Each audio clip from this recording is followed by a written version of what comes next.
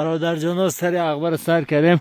هم سگ پگم در اینجا مول باشد دمی بولو جمع شده ایستاده حال قفاش نبرومده اکه یعنی در جای ما فقط دمی سر اخبار که برومدی نمی دنبه گوسپنده که همه گیری بسم الله الرحمن الرحیم. اگر همه دنبه گوسپند نباشد که چوپان و مطورش میزنه در این احوال در نیکی چه احواله همگی جو برفه یگان جای خشکی نیست. یه مول مفرومت بر رفت مولی رفیق ما ما که این مول تو برف خطا کردنه در اینجا میسته وقتی برف خطا کردن مول و ما نیچه میشه